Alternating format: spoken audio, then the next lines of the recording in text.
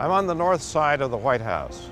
To your right is the famed West Wing, where the President and top presidential advisors have their offices. Many important decisions have been made in that wing of the White House. It was there that President Lyndon Johnson decided to escalate the war in Vietnam. It would last for 8 more years. It was there that President George W. Bush made the decision to invade Afghanistan after the terrorist attacks of 9/11, and 2 years later would make a decision to invade Iraq. Those wars would also last for years. Each of those times, the President went to Congress to get formal authorization for the military action. More often, however, presidents have ordered military action on their own authority. When the first President Bush sent troops into Panama, congressional leaders were told of the invasion only a few hours before it happened. The troops were already in the air on their way to Panama. More recently, when President Barack Obama ordered airstrikes on the Islamic State in Iraq, he did so on his own authority as Commander-in-Chief. Later, he went to Congress to ask for authorization to expand the operations in that area. But he made it clear that as President, he had the authority on his own to order the airstrikes. That's a lot of power to put in the hands of a single individual, the President.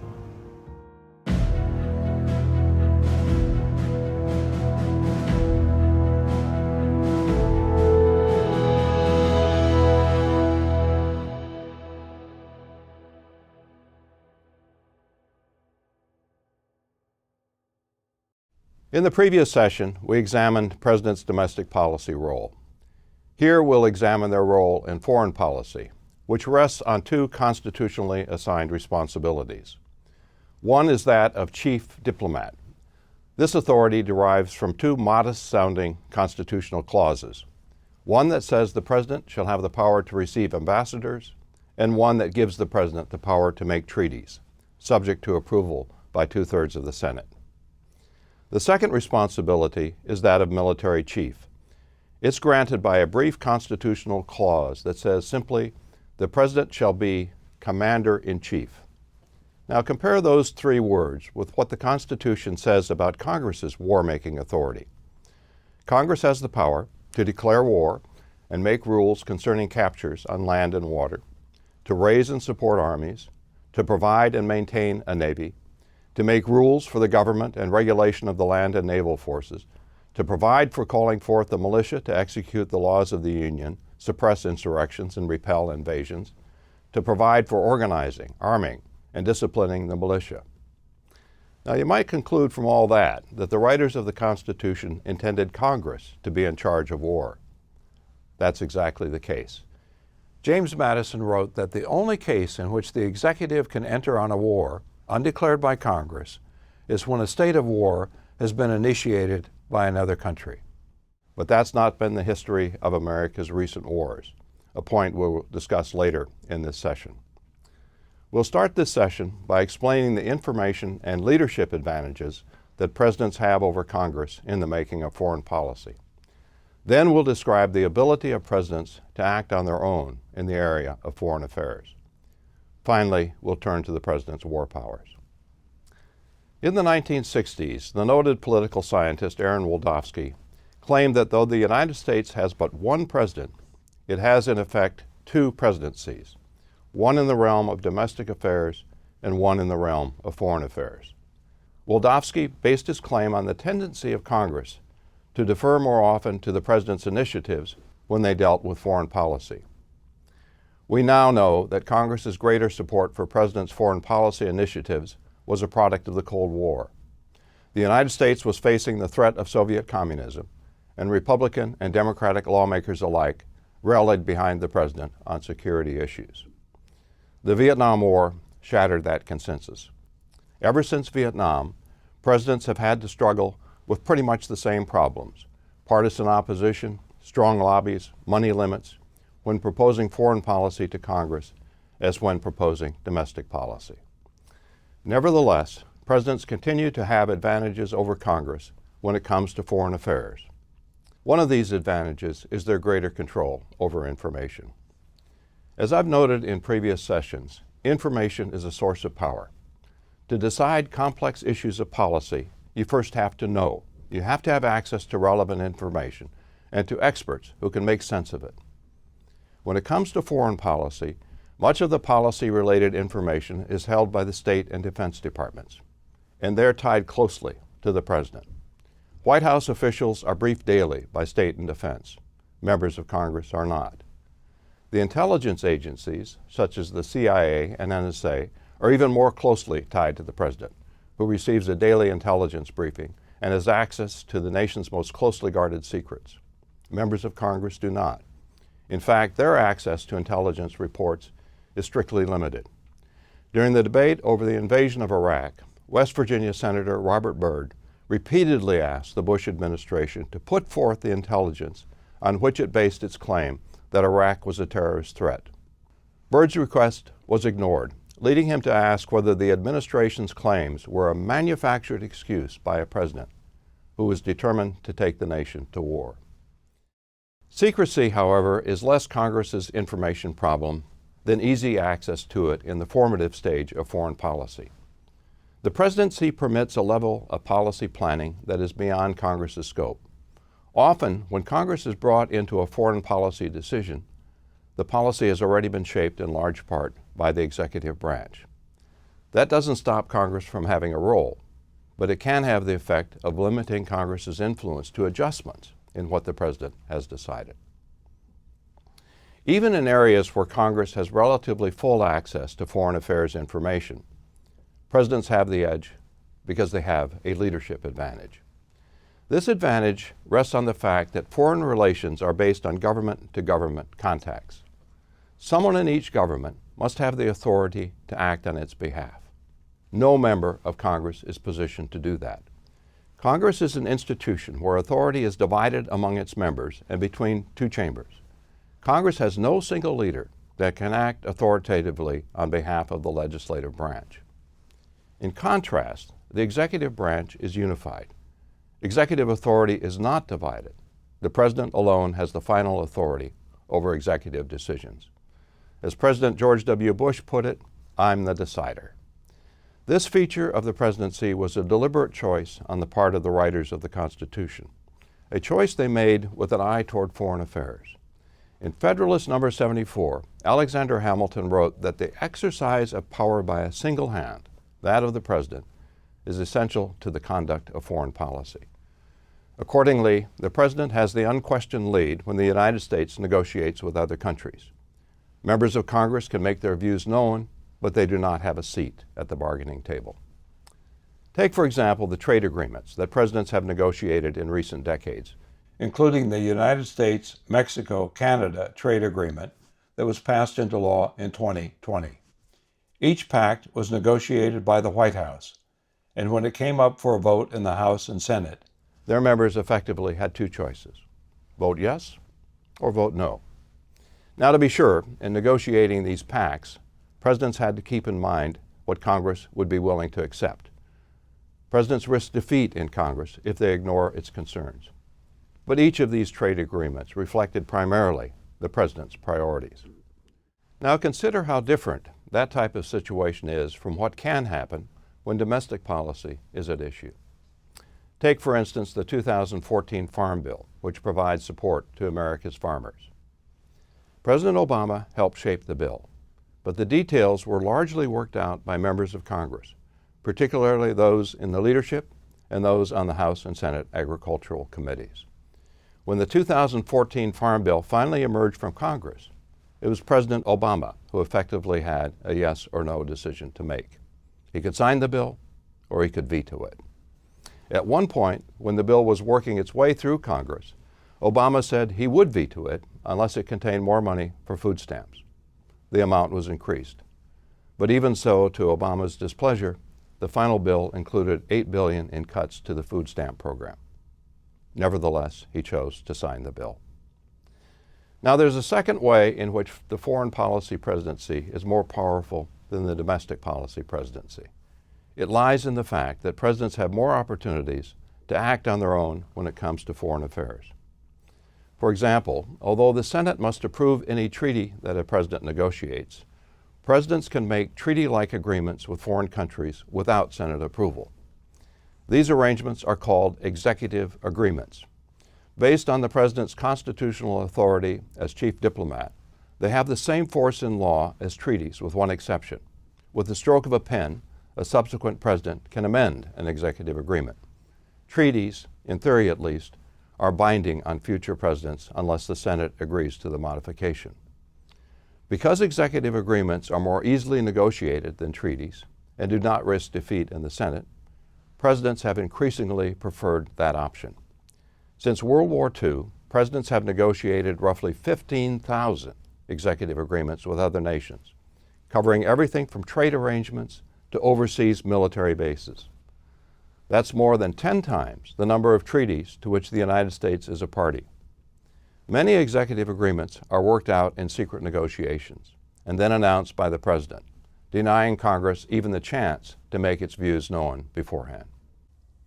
Of course, executive agreements require that the other country accept what the President is seeking. In 2019, President Trump traveled to Vietnam for a summit with North Korean leader Kim Jong-un, expecting to leave with an agreement on limiting North Korea's nuclear weapons program. The two leaders were together less than 48 hours before the talks collapsed, neither side being willing to accept what the other was offering. That's an exception, however. Normally, the two sides can reach agreement, and from the American side, it becomes binding when the President signs it. In no area, however, is the President's capacity for unilateral action clearer than in the use of military force. Since World War II, the United States has engaged in war roughly 150 times. None, not one, was authorized by a congressional declaration of war. In some cases, as with the Iraq War, the President asked Congress for a supporting resolution. But even that's the exception. More than 80% of the time, presidents have taken the United States into war solely on their own authority. In some instances, Congress has been caught nearly by surprise. When President Reagan ordered the invasion of Grenada in 1983, he waited until after the invasion had been launched to tell congressional leaders. Speaker of the House Tip O'Neill was among the leaders told by Reagan that combat was imminent. Said O'Neill, "We weren't asked for advice. We were informed what was taking place." Other members of Congress learned of the invasion through the media. They awoke to news that U.S. Marines had landed in Grenada and were engaged in heavy fighting. Now, President's ability to start a conflict does not mean that Congress has no influence over war. In the closing days of the Vietnam War, for example, Congress barred the use of funds for any military action that would serve to intensify the conflict. Nevertheless, Congress has no truly good way to stop a president from starting hostilities, and once they begin, cannot easily withhold funding. To do so could put the troops in the field at risk. As well, members of Congress from the president's party usually shy from attacking the president for fear it will hurt the party. So rather than Congress, public opinion has proven to be the chief restraint on presidential wars. When the public gets fed up with a war, presidents cannot easily persist. More than anything else, it was the loss of public support that led to American withdrawals from Vietnam, Iraq, and Afghanistan. Public opinion can also limit presidents' options. In the decade or so after Vietnam, it was clear that Americans would not support another large war in which the nation's security was not directly threatened. The public's disillusionment with the Afghan and Iraq wars is a similar constraint at the moment. While Americans are willing to accept the use of air power in the Middle East, they are leery of backing another major U.S. ground war in the region. On the other hand, presidents have some capacity to convince the public of the need for war. A case in point is President George W. Bush's efforts more than a decade ago to gain support in Congress as well as with the public for the invasion of Iraq.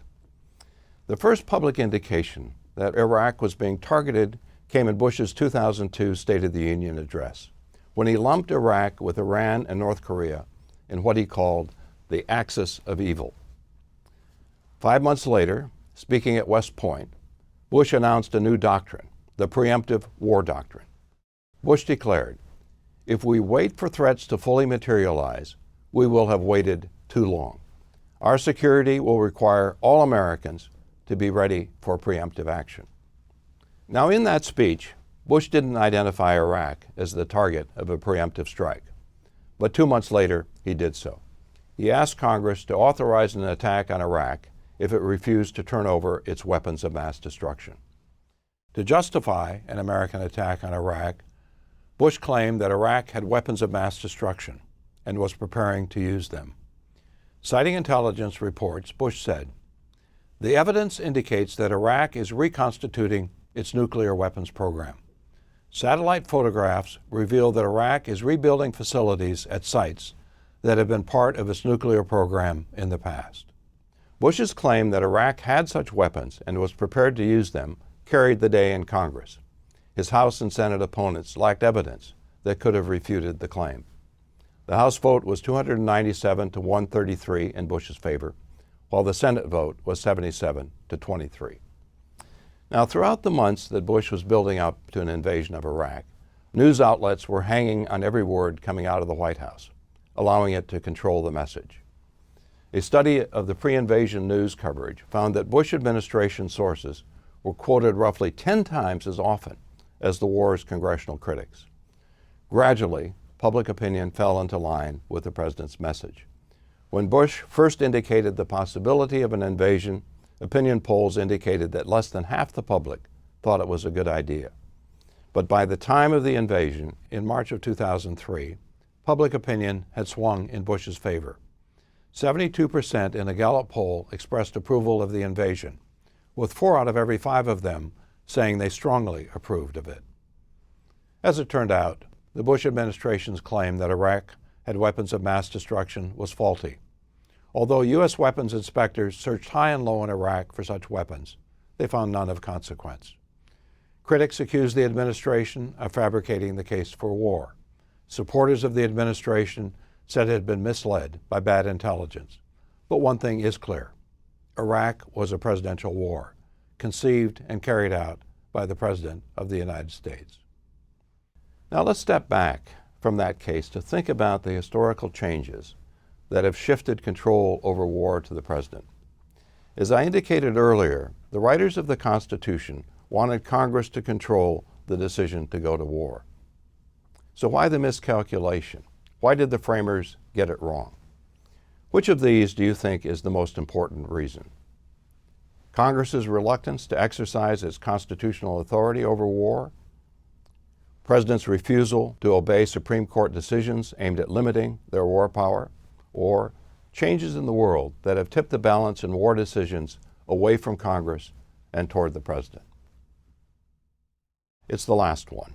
The security demands of the modern world favor presidential action over congressional action. During the nation's first century and a half, transportation and communication were slow. As a result, it took time for threats to the nation's security to develop, and it took time for the nation to gear up for a military response. That gave Congress, a slow-acting institution, a major voice in war decisions. But we live today in a world where threats can materialize overnight from almost anywhere on the globe, and where the United States has the military power to respond quickly to protect its interests. These developments have shifted power to the President because the President can act swiftly and decisively.